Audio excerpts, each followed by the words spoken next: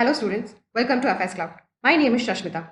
We have an app by the name Careers Cloud which you can go and download through the Play Store. Once you have downloaded the application, you will easily be able to log in using your Gmail ID. And once you have logged in, you will be redirected to this page where you will be getting this URL. And there will be option for home, all courses, my courses and download section in this application. You will be getting multiple PDFs, multiple content on daily basis that will be enhancing your learning. Under Crack Current Affairs, you will be able to see multiple options. First one is Current Affairs English. We upload the day-to-day basis news in the English format. And apart from English PDF, we also provide them in Hindi format. And this banking awareness, we upload a PDF every month. So this PDF will contain the banking news, banking and the finance news of that respective month. And Current Affairs exam PDF will have two categories. One is that most important news of that particular month will be uploaded in this Current Affairs exam PDF. And also exam perspective PDF will also be uploaded. And next is Special CA. This will contain Union Budget, Economic Survey, and also the most important events that had taken place globally as well as nationally. And next most important is topic wise. So the entire news of that particular month will be segregated into different topics. And in order to recollect whatever you've read, we also provide you with topic wise quizzes. Apart from that, we also provide state current affairs. Now, here if you see, we provide you with the day-to-day PDF, and this we provide you with the weekly PDF. So that particular week news will be compiled into a PDF and in question and answer format in English and will be uploaded here. And to enhance your learning, you can also, to enhance and strengthen your learning, you can also attend the quiz. Here we provide you with the entire news of that particular week. But here we take the top 60 most important news and we upload it in this PDF in question and answer format. Apart from weekly, we also provide you the monthly ones. This PDF will contain detailed view of that particular month news, and this will have a brief format of the same news. This will be in the form of a question and answer format, and this will have the top 100 question and answer of that particular month. We also provide you with the PIB news on a day-to-day basis, which you can go and read in these particular tabs. Apart from that, we also provide the Union Budget and Economic Survey. You can also attend you can read after reading the PDF. You can also go and attend the quiz. This is available in the Special CA category. We also provide state level current affairs. So this will be very helpful for students who are preparing for state level exams. For example, if you are preparing for Tamil Nadu state level exams, then you can click this tab and you will be able to see all the current affairs or news related to Tamil Nadu. Apart from that, we also provide PDF from the exam perspective. Suppose you are preparing for RBI Assistant Mains, then this tab will contain 5 to 6 months of current affairs, which has high probability of being asked in RBI Assistant Mains. Similarly, for SBI PO, RRB PO, Clerk Mains, all these are being given under this section. And also, we provide separate content-wise, topic-wise current affairs like national affairs, government schemes, international affairs, banking and finance, economy and businesses, MOUs, and committees and meetings. All these different types of news are segregated in these particular categories. Hello students, welcome to our new initiative.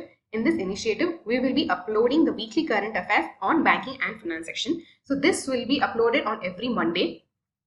And so on the whole, per month, you will have totally 4 videos related to this topic. And apart from just providing you with the banking and finance news, we also provide you the conceptual explanation so that this will enhance and also strengthen your knowledge about these topics. Today, we will be covering June 2nd week banking and finance awareness news. Moving to the first news. So the first news is about the highlights of the RBI bi-monthly policy meeting. So in this, there are few initiatives made by RBI and also few projections like GDP, inflation. So few other projections have also been made by RBI in this meeting. So let us see them one by one. So this MPC meeting, it happened on June 5th to 7, 2024. So in this monetary policy meeting, the RBI had increased its projection, GDP projection for financial year 2025. That is, previously it had projected 7% and now it is projecting 7.2% for financial year 25. Similarly, the various projections for the quarters are Q1 7.3% growth, Q2 7.2, Q3 7.3 and Q4 it is projecting a 7.2% GDP growth.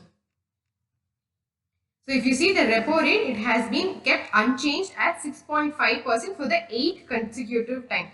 So initially, if you see from May 2022, the repo rate change had started. So it was in May 2020 that it had changed from 4% to 4.4. And from that till February 2023, there was a rate change. So if you see, the last rate change was in February 2023. It had changed from 6.25 to 6.5. After that, there was no rate change for 8 consecutive times. Now the RBI still stands at withdrawal of accommodation to ensure that the inflation aligns to the target. So we know that the inflation is plus or minus 2%. Plus or minus 4%. So it is 6. So it should be between 2 and 6. Then the ideal target of inflation rate by RBI is 4, but plus or minus 2 is acceptable. So if you see the various rate, policy repo rate at 6.5 unchanged, fixed reverse repo rate is at 3.35, SDF, that is standing deposit facility, at 6.25, MSF, marginal standing facility, at 6.75, bank rate at 6.75, CRR at 4.5 and SLR at 18%. We know that the liquidity adjustment facility, it contains of SDF, repo rate and MSF. So the link is minus 0.25 from repo rate, and if you add 0.25 to repo rate, you get the MSF. So this is the link between SDF and repo rate and MSF. The retail inflation is projected at 4.5 for financial year 25, and for Q1 it is 4.9, Q2 is 3.8, Q3 it is 4.6, and for Q4 it is 4.5. So if you see for financial year 25, the retail inflation projection, that is CPI projection, is 4.5% by RBI.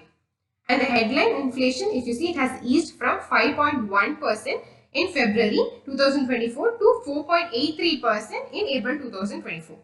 But if you see, the food inflation still remains high due to the increased price in vegetable, pulses and cereals. So if you see the core inflation is nothing but the CPI minus food and fuel. So these are eliminated because these are highly volatile. They keep fluctuating frequently. So that is why this core inflation is calculated. So if you see the core inflation, it has eased down to 3.2% in April month. It is the lowest in the current CPI series. Apart from that, RBI has also, you know that RBI has transferred around 2,10,874 crore to the Government of India as dividend. This is the highest ever transfer of dividend by RBI to the Government of India. If you see, there is a contingent risk buffer that the RBI has to maintain before transferring the surplus to the Government of India. So this contingent risk buffer, it was calculated by a committee which was headed by the Bimal Jalan. So there was a committee headed by Bimal Jalan, and it had suggested a contingent risk buffer of 5.5 to 6.5%. If you see for last financial year, that is financial year 23, the contingent risk buffer that was maintained was 6%, and now financial year 24 that has just concluded, in that the contingent risk buffer maintained by RBI was increased to 6.5%. So if you see, the RBI enhances the contingent risk buffer to 6.5% of the RBI's balance sheet for financial 24, which is 0.5% higher than that the 6% maintained in financial year 2023. And if you have a look at the India's forex reserve, it is highest, that is, it is now 651 billion. It has jumped from over 4.837 billion, an all-time high, as on May 31st, 2024. We have launched a new course called Static Banking Awareness course. Now this course will be helpful for students who are preparing for the banking exams and for the regulatory body exams. And also, recently you would have seen Paytm Bank in news frequently. So when an aspirant reads this news, he would have ample number of questions like what is a payment bank, what are the norms for it, and which is the committee that has launched it. So this Static Banking Awareness course lays a foundation to the current banking and finance news. Now, you have to download our Careers Cloud to access this course. Once you have logged into our app, you can go and click this All Courses icon, and then you'll be redirected to this page. In this, you have to go and click the Static Banking Awareness course, and under the Details tab, you will be able to see a brief about this course. And under the Part tab, it will contain all the contents, all the topics of the contents that are currently available in this course. We are working on this continuously, and this will be completed within 2 months. Under the Free tab, you can go and access one content, that is the origin and development content, for free. You can go and read this content and have an idea about this course. After reading this content, do attend the quiz that is also available under the same tab. Now, our team has allocated ample amount of time and resources to curate this content. We have created this content from various books and from various verified websites. Our content is better than any book that is available in the market. This is because we update this content on a dynamic basis. For example, there are currently 39 DRTs that are available in the country now. In future, if one more DRT is created or added, then it would become 40. So we would update this content on a dynamic basis. But in case of books, you have to wait for the next publication for this updated content. Nowadays, a lot of practical questions have been asked in the banking exams. For example, how many public sector banks are available on the stock exchange? Which is the payment bank that is being listed on the stock exchange? So, we try to cover as many practical questions as possible in this course. Apart from this, we also provide you a question bank that will contain around 3000 questions and the previous year questions along with it. We also have a dedicated tab that will release the important RBI notification and the frequent news released by the RBI. You can use this code B15 to avail 15% discount. This is one of the highest discounts that we have offered until now. So do avail this code B15 while you purchase the course. Another decision taken by RBI in its MPC meeting is that it has increased the maximum limit of the retail domestic term deposit. That is, there are two types of deposit. One is this retail domestic term deposit, another is the bulk deposit. So if you see, until now the definition for retail was that if the retail domestic term deposits include all the deposits which are below 2 crores. That was how it was until now. Now this has been revised to 3 crores. This is a snippet from the State Bank of India site. So if you see, previously this was 2 crores. So up to 2 crores this interest rate was applicable, and now this has been increased to 3 crores. So for deposits below 3 crores, this will come under the retail domestic term deposits, and the bulk deposits will be considered above 3 crores. 3 crores and above 3 crores. Now, what is the main reason to make this decision by the RBI? This is because of this asset liability mismatch. Now, you know that there are two components for a bank. One is the asset component and another one is the liability component. You see, the asset component is nothing but the loans and the liability is the deposit. So, the bank collects the deposit and give it as loans to the customers, and this is how it also earns money. Now, if you see, the credit to deposit ratio is around 80%.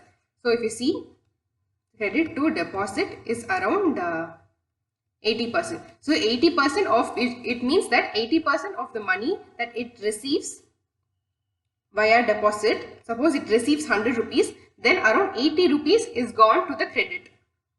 This is what the ratio means. So now, since it has increased to 80%, it is finding very difficult to fund its credit. The credit is increasing day by day.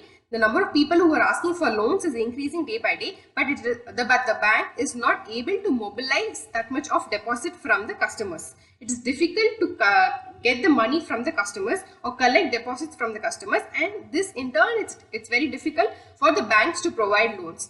So to ease this issue, the Reserve Bank has taken this decision.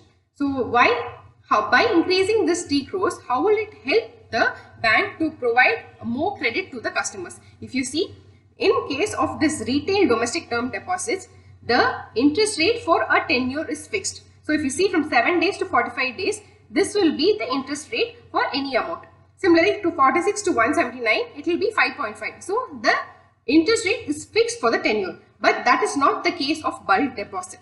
So if you see the bulk deposit, it is the differentiated interest rate that is the main attraction of the bulk deposit. So if you see, there will be no discrimination in the interest rate on the retail deposit, that is up to 3 crores of the same tenure and maturity. But in the bulk deposit, differentiated interest rate is applicable. So even with the same tenure, you might have different interest rates. So it is 3.5, right? There can be even 3% for the same tenure. So that is the main difference. So by enhancing this amount, here the bank will get more deposit under this retail domestic term deposits, and so it will also be able to provide more loan to the customers. So this is the main aim, to increase this limit. So if you see the review of limit of bulk deposits for the scheduled commercial bank, small finance bank and local area bank. So the banks have discretion to offer differential rate of interest on the bulk deposits as per their requirements and the asset liability management. So the bulk deposit limit, it was enhanced in the year 2019 as single rupee term deposits of 2 crore and above, and now it has proposed to revise it to single rupee term deposits of 3 crore and above for the bulk deposits. And similarly, it is also planned to revise single rupee term deposits of 1 crore and above for local area bank. So it is 3 crore for scheduled commercial bank and 1 crore for local area bank. Next is, it has planned to set up a digital payment intelligence platform. So we know that even in the annual report released by RBI, we saw that the number of fraud cases have increased almost 2.5 to 3 times compared to the previous financial year 2023. So to tackle this fraud rate, to reduce this fraud rates, RBI has planned to set up this digital payment intelligence platform, and for this purpose it has constituted a committee which will be headed by AP Hota. He is the former MD and CEO of NPCI, that is National Payment and Corporation of India. So he will look into this issue and he will submit his recommendation within 2 months of time period. So this recommendation will be on how to set up this digital public infrastructure for this digital payment intelligence platform. Next initiative is that inclusion of recurring payment for FASTag NCMC with auto replenishment facility under the e-mandate framework. We all know that what is e-mandate. So if you see, if you have taken a loan from a bank, then you would have given an e-mandate to detect so and so EMI amount from my account on this date every month for these many years. And also, if you have, if you not even in bank, if you have applied for SIP, that is for the mutual fund, there also you would have given an e-mandate to detect from your bank account this much of amount for these many years and on particular date. So this is the purpose of e-mandate. So now RBI has planned to include this in the FASTag, UPI Lite. So to use this e-mandate concept even in this FASTag. Now how it will be used? See, suppose you have a FASTag, in that the amount is around 500. So the customer can instruct that if my balance goes below 100 rupees, then automatically increase the balance, automatically credit the FASTag account. So this can be set by the customer, and this amount is called as threshold amount. This threshold amount can be set, it can be 100 or 200, that can be decided by the customer. So if this threshold amount is reached, then automatically this FASTag will be replenished from its customer account. So this is the purpose of the e-mandate in FASTag or NCMC. So if you see, introduce an automatic replenishment facility for such payments, and this replenishment will be triggered when the balance in the FASTag or NCMC falls below the threshold amount which is set by the customer. So if it is 500 existing thing and the threshold amount is 100, and if it goes down to 90 rupees, so automatically a trigger will be hit and the automatic replenishment will take place. This is the purpose of the e-mandate in FASTag and NCMC that the RBI is planning to include. Next is the rationalization of export and import regulation under the FEMA 1999. So main reason to bring this is to provide greater operational flexibility to the authorized dealer banks. So if you see, the reason to bring this is to match with the continuously changing dynamics of the cross-border trading transactions. To match with this dynamics, this rationalization has been brought in, and also this will also simplify the operational procedures, thereby promoting the ease of doing business for all the stakeholders. RBI has also announced the 3rd edition of its hackathon, that is Harbinger 2024 Innovation for Transformation. So the main reason for this is to provide for the people to involve and provide tech-based solution to tackle the financial frauds under two main areas. So the two themes of this year will be zero financial frauds and being Divyang friendly. So the winner of this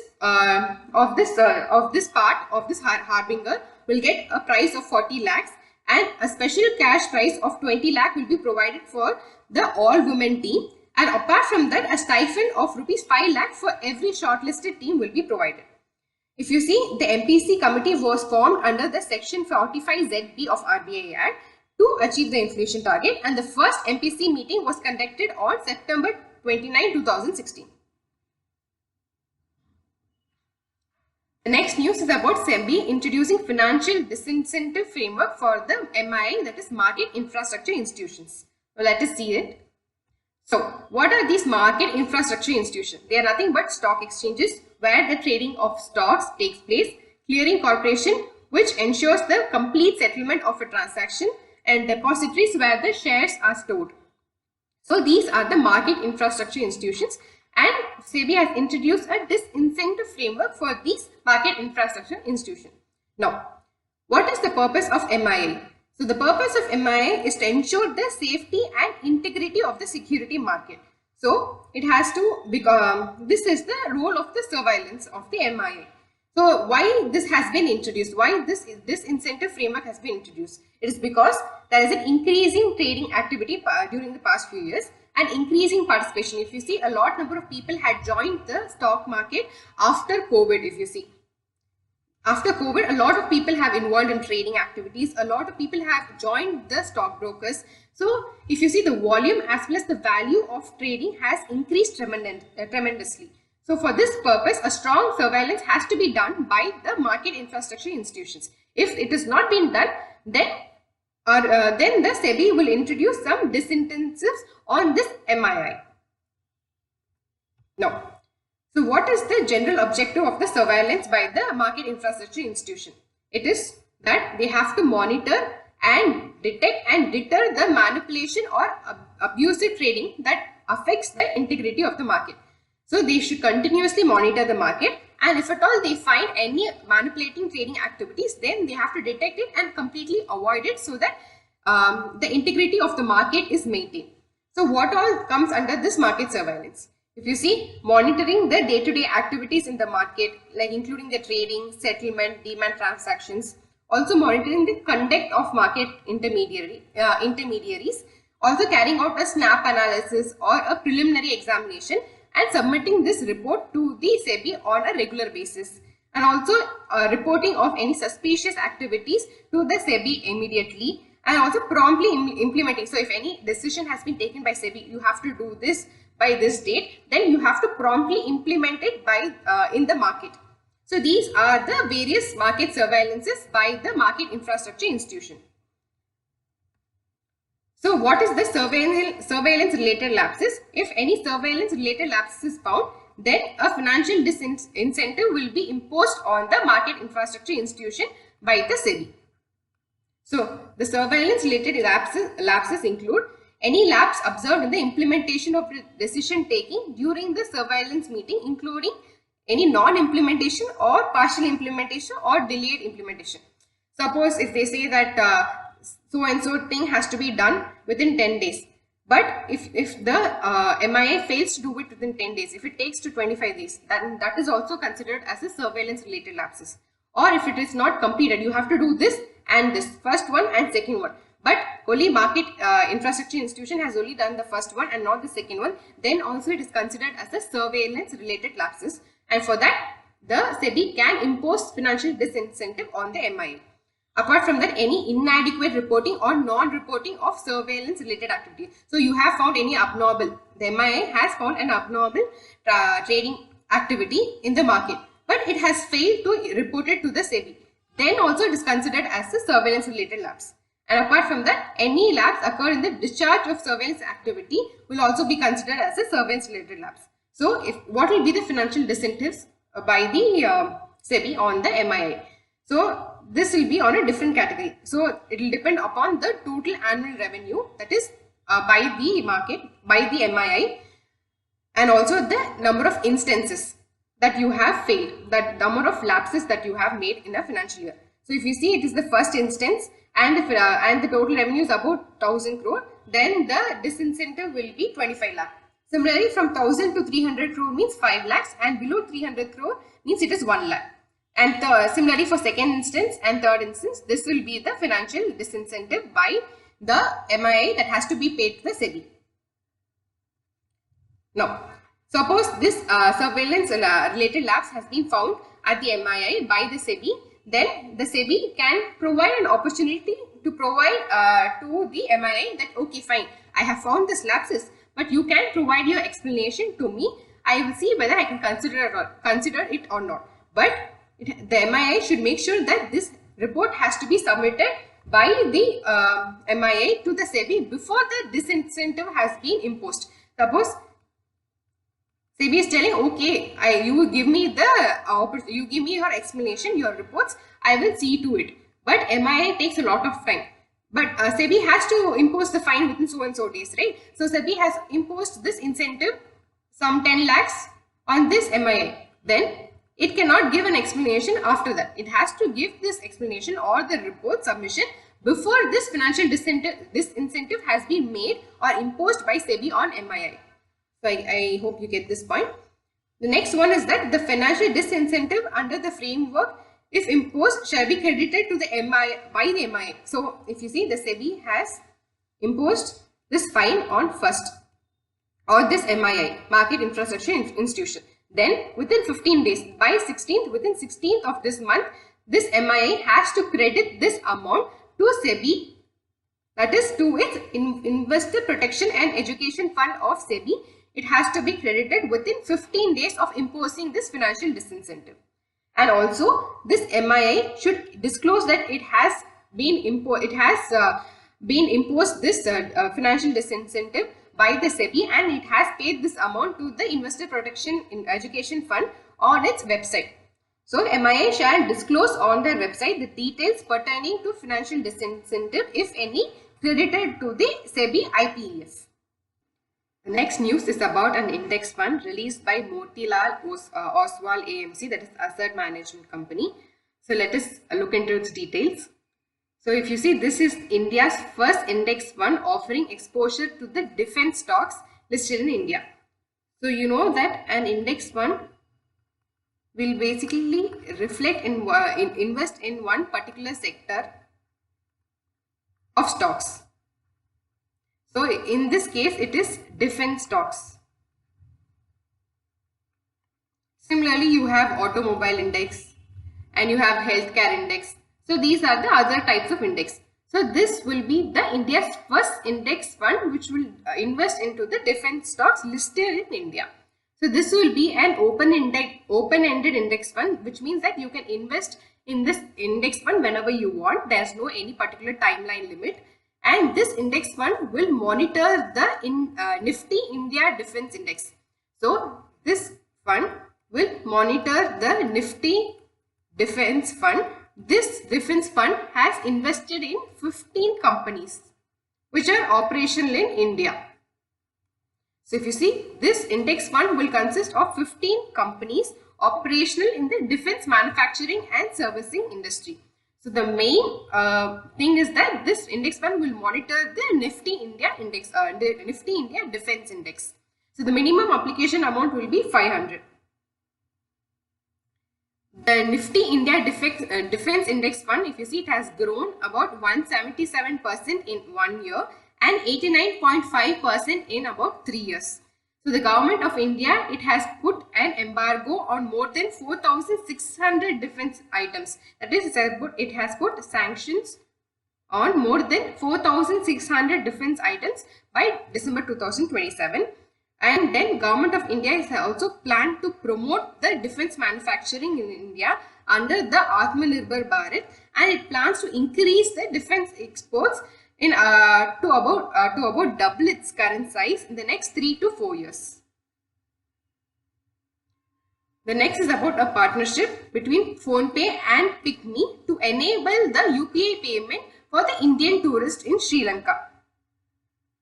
So the PhonePe has partnered with the Lanka Pay also. Apart from that, so this is one partnership recently, and it has also partnered with Lanka Pay to enable the UPI payment in Sri Lanka.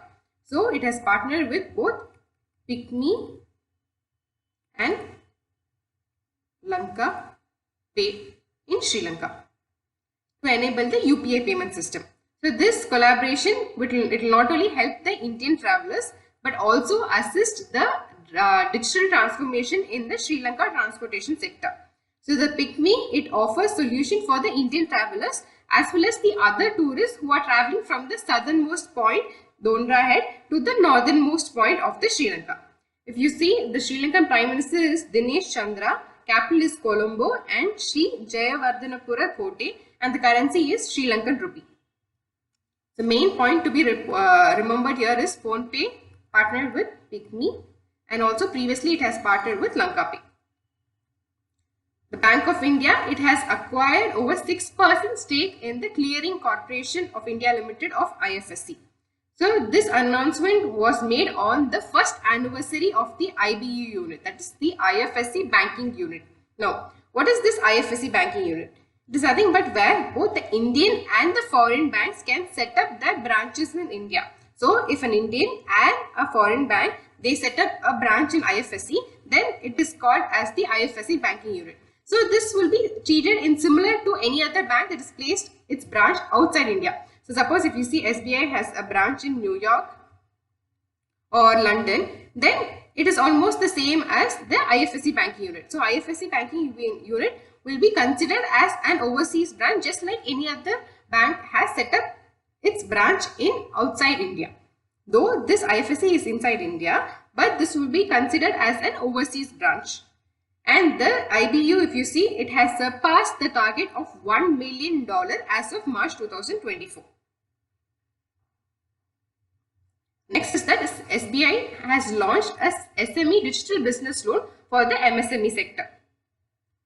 So this new product will enable the SBI to sanction the loan request within 45 minutes.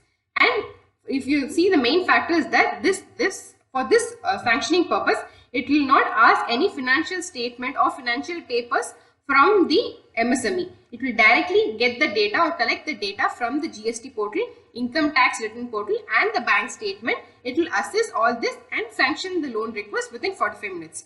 And if you see, the SBI has waived the requirement of financial statements for loan up to 50 lakhs. If you see SBI's outstanding credit to MSME borrowers, it has increased tremendously. So this data is as on March 2020, and this is as on March 2024.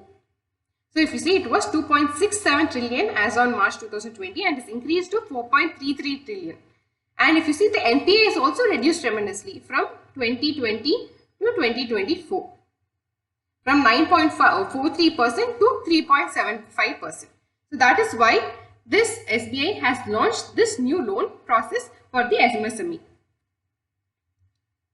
So SBI has also sanctioned rupees 2030 crore via co-lending tie-up with the NBFCs. So if you see, SBI has partnered with 23 NBFCs or the housing finance companies to expand its target to the unserved and underserved segments.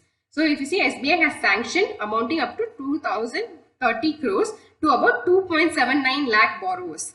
So in that, around 2,70,000 loan accounts have been sanctioned through the digital mode.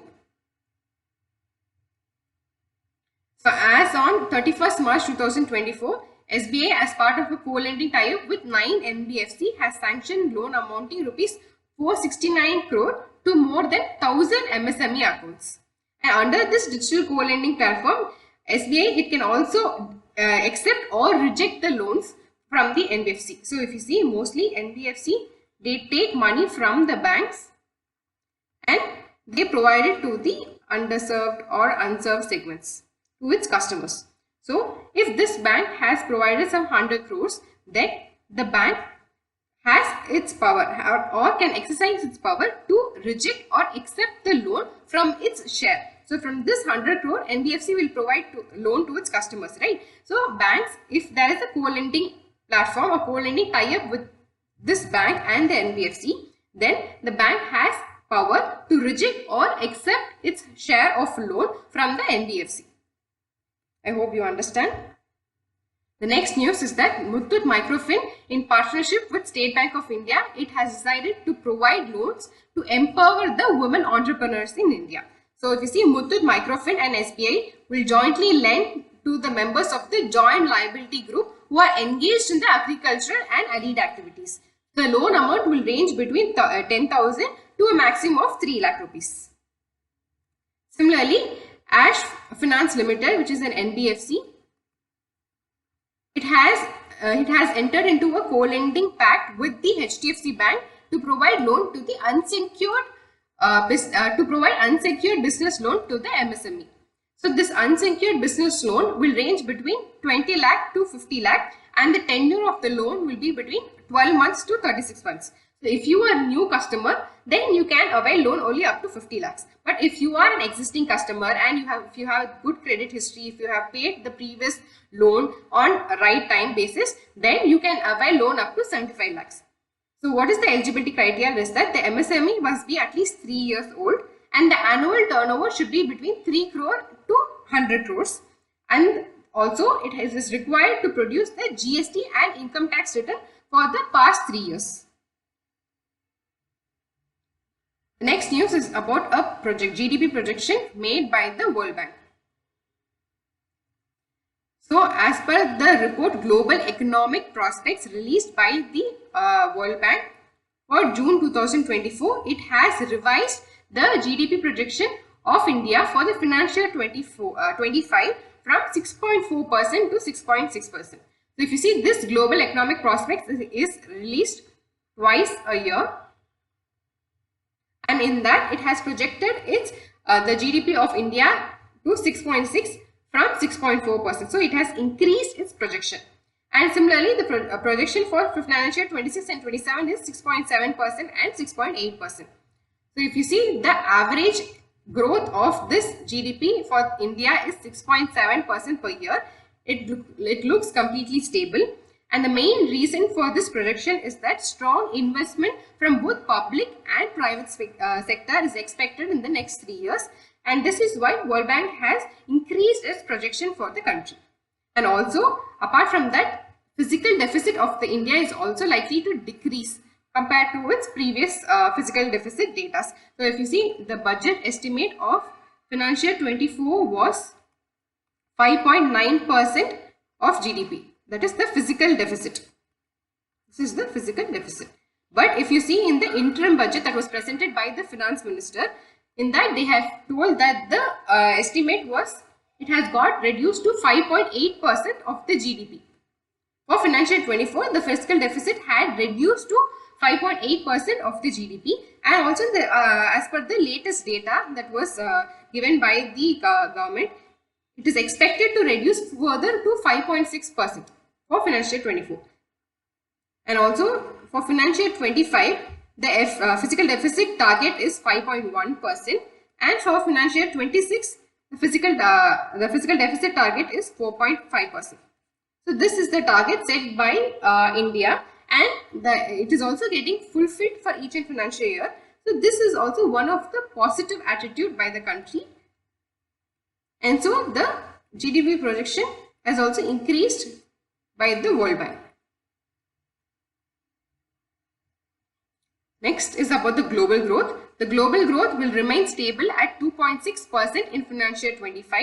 The projection of the stable global growth will happen for the first time in 3 years. In the past 3 years, if you see, there was no stable growth. The first time in 3 years, this will happen, though there is still existence of geopolitical tensions and high interest rate prevalence. Still, there will be a stable global growth that is expected to happen this financial year. And also, there will be a small increase to 2.7% in financial year 26 and 27. So if you see, the global inflation will be moderate as the central bank in both advanced economies and emerging market and developing economies, they are very cautious in easing the policy rate. So if you see in the first news that we saw that it is the 8th consecutive time that RBI has not changed the repo rate. Though inflation is seemed to be reducing, but RBI has not changed the repo rate for the past 8 consecutive meetings. So they have been, the central bank are very cautious in easing policy rate so that the inflation is controlled in a very tight manner. And also the global interest rate will remain high, that is on an average will be around 4% for the financial year 26. Similarly, for the GDP growth for the South Asia region will remain at 6.2% for the financial year 26 as projected by the World Bank. So the report of South Asia region cautioned that the potential risk that may hinder its growth will be increase in commodity price due to the geopolitical tension as well as the climate change. So if any, this growth is expected, but there might be various risks which might hinder this growth. Mainly it is because of the increase in commodity risk, which is due to the geopolitical tension and also the increase in climate change impacts. So these two reasons will be the main reason for increase in commodity price. This in turn will hinder the growth of the South Asia region. And the report estimated that the US economy will grow at 2.5% in 2024, which is 1.6% higher than its previous estimate. The next news is about RBI relaxing norms for overseas investment ties for offshore fund. So if you see, this is the exact statement that is currently existing in RBI under FEMA for the overseas investment, and now this has been replaced with this statement in the RBI side. So before looking into these statements, let us first have a gist about this news. Now, if you see, there are two types of overseas investment.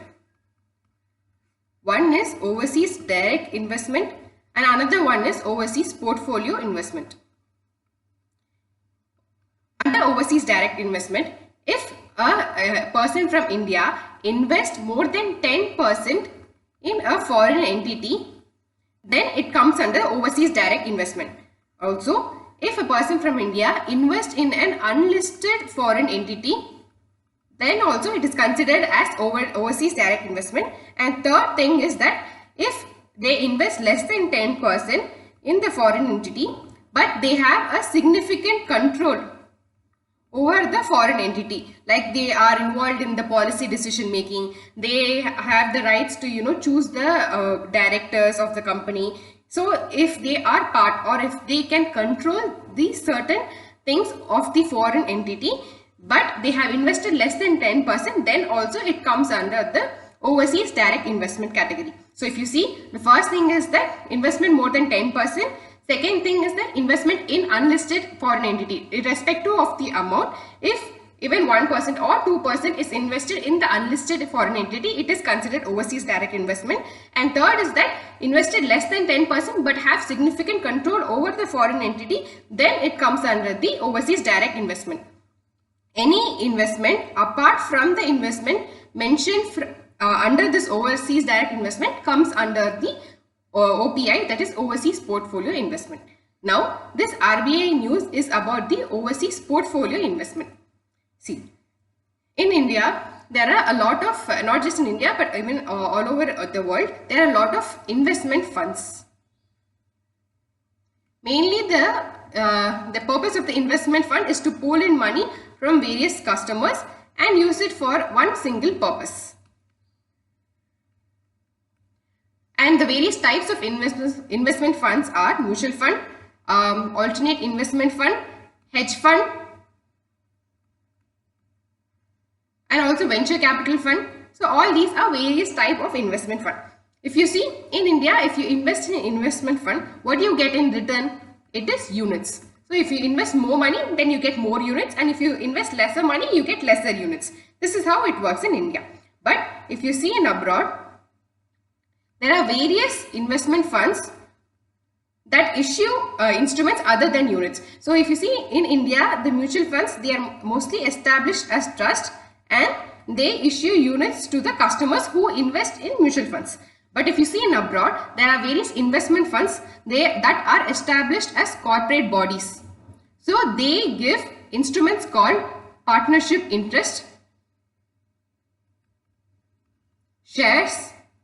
So these are the instruments that they provide when a person invests in its investment fund. So if you see mutual fund, they are established as trust and they issue units. But if you see the other types of investment fund, they are established as corporate bodies and they issue instruments other than units called shares and partnership interests.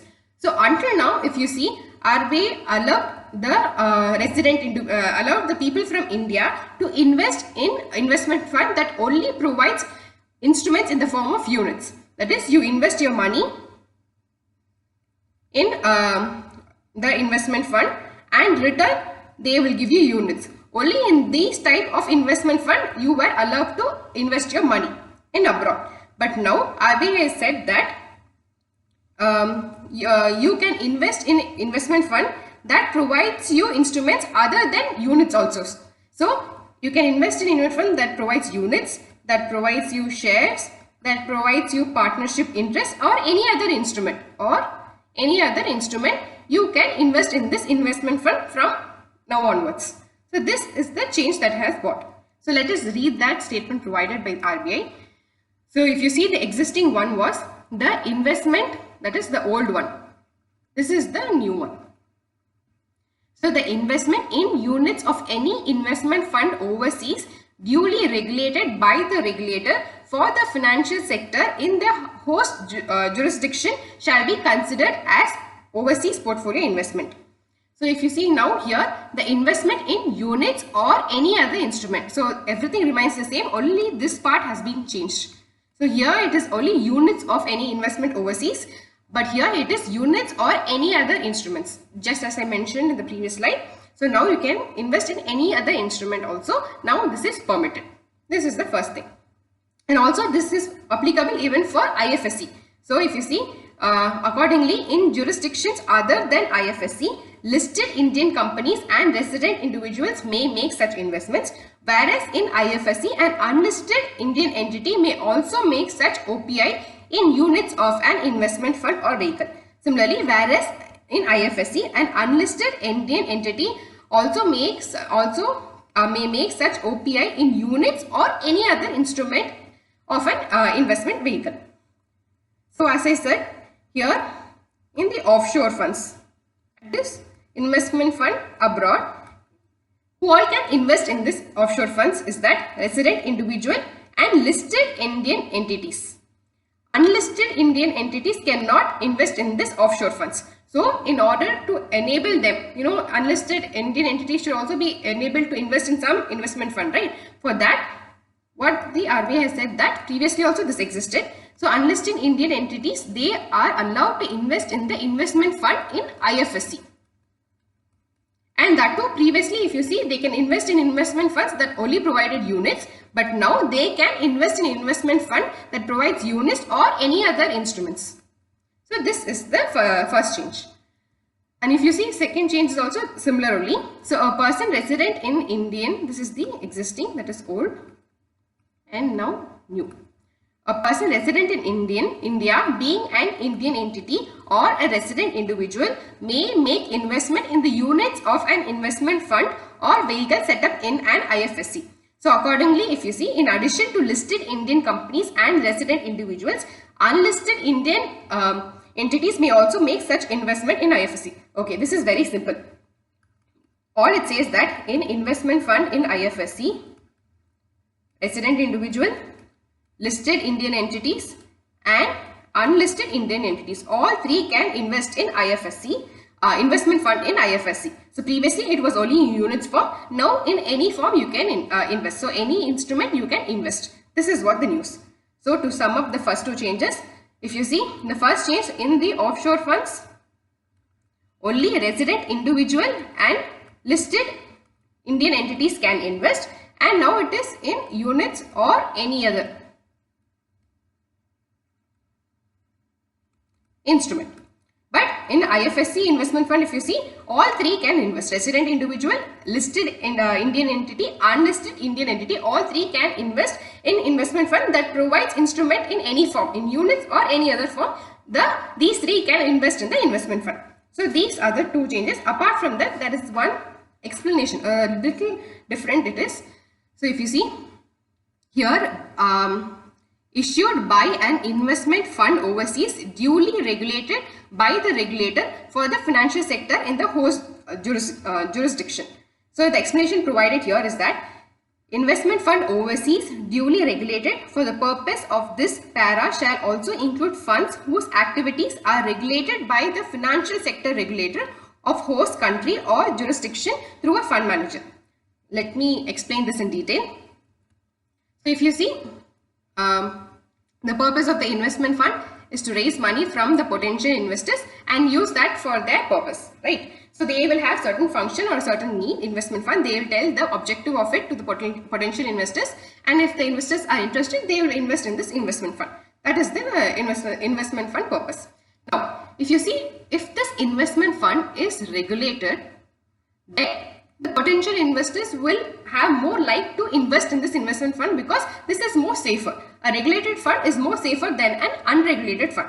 Now, if you see in USA markets and all, to be able to market the international private investment fund to potential investors in the USA, the general partner or the management company must be regulated by the SEC. SEC is nothing but Stock Exchange Commission. Sorry, Securities Exchange Commission. Just like you have SEBI in India, it is similar to the SEC in US. So the management company, the fund management company must be regulated by the SEC or registered with the SEC. So there are two ways you can do it.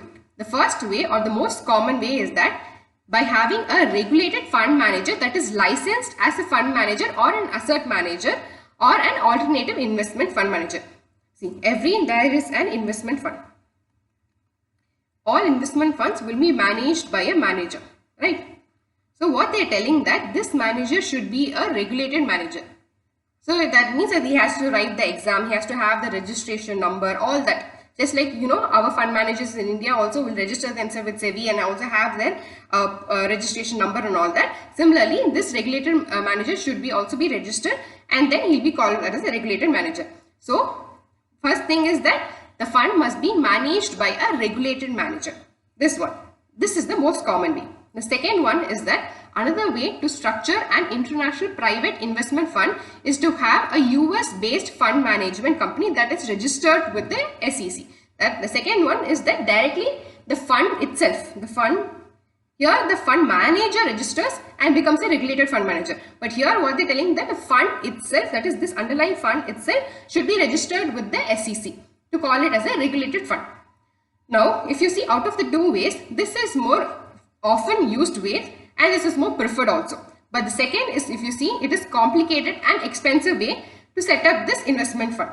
So currently, till now, RBI allowed the people from India, that is the resident individual and the listed Indian entity, to invest in funds that are directly regulated by the SEC or the financial sector regulator. This is not just in the case of USA, even in other countries also. So if it is, the fund is directly regulated by that country's financial sector regulator, then only you can invest. But now what the change is that if the fund is regulated by the regulated manager, then now you can invest in this fund. So if you see, the fund is regulated by the SEC through the regulated manager. So SEC has given the regulation to the manager or the registration to the manager.